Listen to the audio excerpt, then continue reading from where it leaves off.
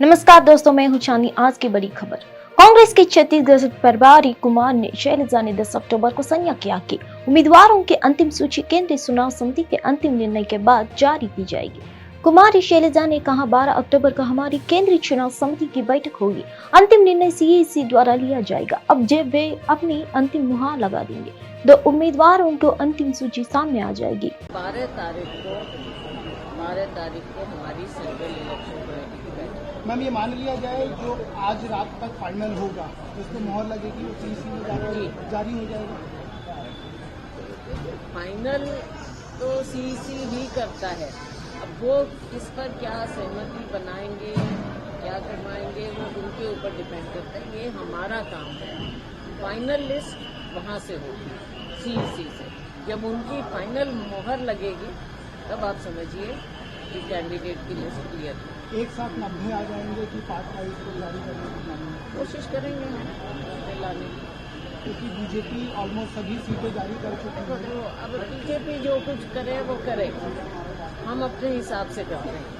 तो हमारी कोशिश है कि हम 90 करें। मैडम 12 तारीख को आपकी सारी एक्सरसाइज पूरी हो जाएगी, तो लिस्ट जारी करने के लिए उसके बाद कभी भी हो सकता है या फिर नवरात्र का इंतजार किया जाए?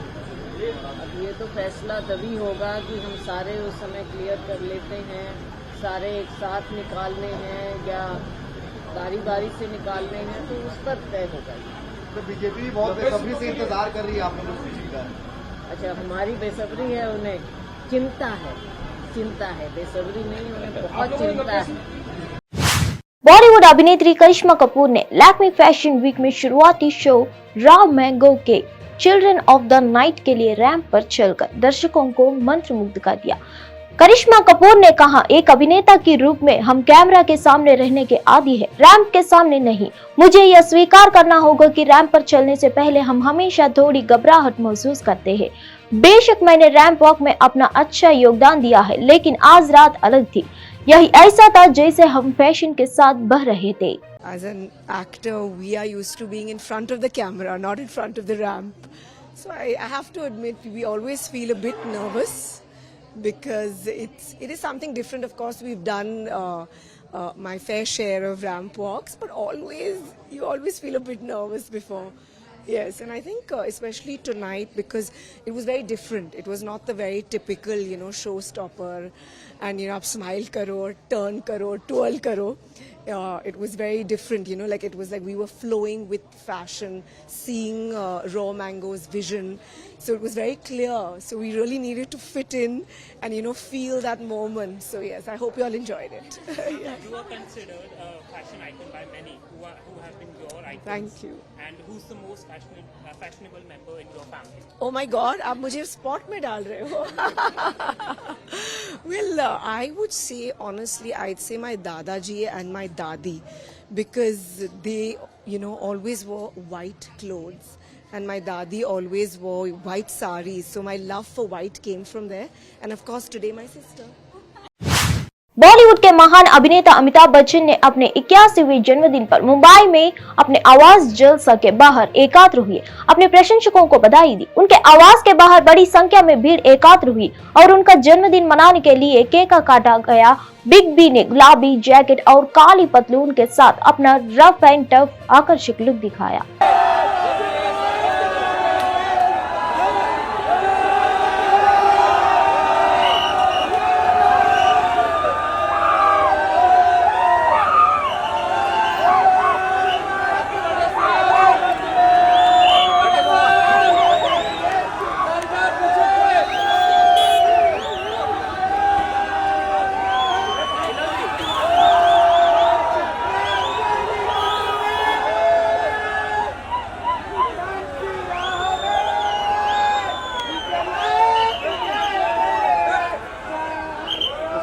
छावा दिख रही है।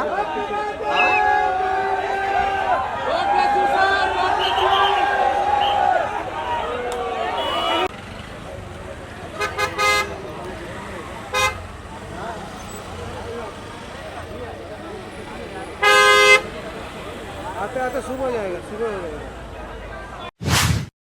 अमेरिका अमेरिका विदेशी मंत्री एंटनी ब्लिंकन आने वाले दिनों में हमारे इजरायली भागीदारों को जमीन पर स्थिति के बारे में सीधे बातचीत करने और यह बताने के लिए इजरायल की यात्रा करेंगे कि अमेरिका कैसे आगे बढ़ सकता है। उनका समर्थन करे सचिव इजरायली सरकार के वरिष्ठ नेताओं से मिलने और शनिवार को शुरुआती हमलों के बाद से राष्ट्रपति और उनके साथ चल रही चर्चाओं को जारी रखने के लिए उत्सुक है। I'd like to begin by reiterating our condolences to the families of those who were killed by Hamas terrorist attacks against Israel, including the 14 American citizens who we know have died. The department is actively engaging with the families of those U.S. citizens. None of us can imagine the grief that they are feeling today, and we are doing everything we can in our power to offer them all appropriate consular assistance. I also want to talk about Secretary Blinken's efforts over the past 4 days since Hamas launched its initial terrorist attacks against Israel, which have been focused on 3 key priorities. First and foremost, the Secretary has been engaged with our Israeli partners to ensure that Israel has everything that it needs to defend itself. Both President Biden and Secretary Blinken have made clear that we stand ready to offer all appropriate means of support to the government and people of Israel.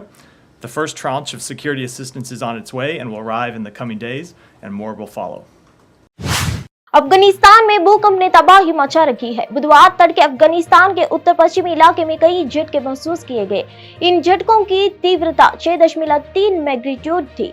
America agency के मुताबिक भूकंप की तीव्रता 6.3 magnitude थी और वह हेरात प्रांत की राजधानी से लगभग 28 किलोमीटर की दूरी पर आया था। अफगानिस्तान में बीते हफ्ते शनिवार को आए भूकंप ने अब तक 3000 से अधिक जानें ले ली है। सैन्य हस्तांतरण के जरिए अफगानिस्तान पर शासन कर रही सरकार ने भूकंप में मारे गए लोगों को संख्या में बारे में पुष्टि की है। तालिबान का कहना है कि वहां पर आया हुआ ये भूकंप 2 दशकों का सबसे भीषण भूकंप है।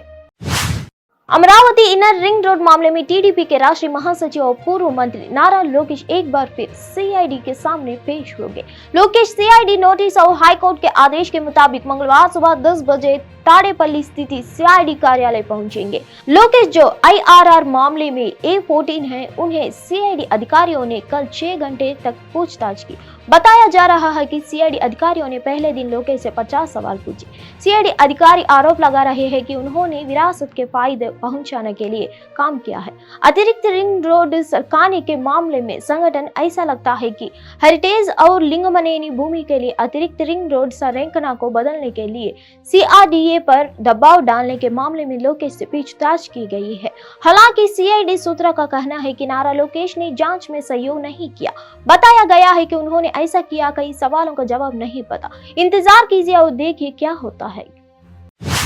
बालासोर ट्रिपल ट्रेन टक्कर के लावारिस शवों का भुवनेश्वर नगर निगम को सौंपे जाने के बारे में बात करते हुए एम्स भुवनेश्वर के चिकित्सा अधीक्षक दिलीप कुमार परिदा ने 10 अक्टूबर को कहा कि दवा करने के लिए 28 शव बाकी थे।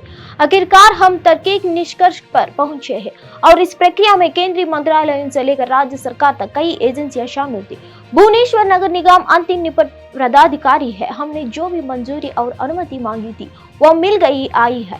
अब हम शवों का स्वास्थ्य अधिकारी बीएमसी को सौंपा रहे हैं। हमारे पास कुल 28 शव बचे हैं और बीएमसी ने शवों को निकालना शुरू कर दिया है, दिलीप कुमार परिदा ने कहा। Finally, we have come to the logical conclusion, and the process actually so many agencies were involved, starting from the central ministries to state government machineries. The CBI was the investigating officer in between, and the BMC, Bhubaneswar Municipal Corporation, is the final disposing authority. Whatever approval and permissions we had to sort, actually the approval has come, and right now we are handing over the bodies to health officer BMC. So how many bodies? Total actually 28 bodies are left with us, and BMC has started actually taking out the bodies. The process has started. Let's see. So do you think that all the bodies will be handed over today? That I do not know. That I do not know. So in the presence of CBI officials? Yes. Everybody is involved, and they are involved from handing over to the final disposal. So everybody is being done under video coverage also. Bodies are being taken over? That I do not know. The BMC is the right person to tell about this. Madhya Pradesh, Rajasthan और छत्तीसगढ़ में विधानसभा चुनाव की रणभेरी बज चुकी है। तारीखों के ऐलान के साथ ही राजनीतिक दल अपनी तैयारियों में जुट गए हैं। कुछ गठबंधन चुनाव के पहले बने, कुछ अब बनने के आसार है। इसके अलावा 3 राज्यों में नए दलों का मजबूत एंट्री से मौजूदा सत्ताधारी दलों का दिक्कत हो सकती है। इन चुनावों में बीटीपी, भारतीय आदिवासी पार्टी, आम आदमी पार्टी और भारत राष्ट्र समिति भी हिस्सा ले रही है। विधानसभा चुनाव कार्यक्रम जारी होने के बाद सभी राजनीतिक दलों ने अपना प्रचार अभियान तेज कर दिया है। सत्तारूढ़ बीआरएस पार्टी भी जमकर प्रचार कर रही है। बीआरएस प्रमुख और सीएम केसीआर भी मैदान में उतर रहे हैं। रेस में सबसे आगे चल रही बीआरएस पार्टी पहले ही अपने उम्मीदवारों को घोषणा कर चुकी है। प्रचार कार्यक्रम की भी घोषणा कर दी गई है। बीआरएस प्रमुख केसीआर 15 अक्टूबर को 41 निर्वाचन क्षेत्रों में तूफानी दौरा करेंगे। केसीआर के दौरे इस महीने की 15 तारीख को घोषणा पत्र जारी होने के बाद शुरू होंगे। उस दिन से 9 नवंबर तक बीआरएस बैठकों को कार्यक्रम को अंतिम रूप दिया गया है। बीआरएस नेताओं ने एक कार्यक्रम तैयार किया कि ताकि केसीआर एक दिन में 2 या 3 बैठकों में भाग ले सके। सबसे पहले केसीआर हुस्नाबाद के चुनावी शंखनाद भरेंगे। कांग्रेस की छत्तीसगढ़ प्रभारी कुमारी शैलजा ने कहा कि उम्मीदवारों की अंतिम सूची केंद्रीय चुनाव समिति के अंतिम निर्णय के बाद जारी की जाएगी। उन्होंने कहा कि 12 अक्टूबर को हमारी केंद्रीय चुनाव समिति की बैठक होगी। इसका अंतिम निर्णय सीईसी द्वारा लिया जाएगा। जब वे अपनी अंतिम मुहर लगा देंगे तो उम्मीदवारों की अंतिम सूची सामने आ जाएगी। धन्यवाद। फिर मिलेंगे अगले खबर के साथ।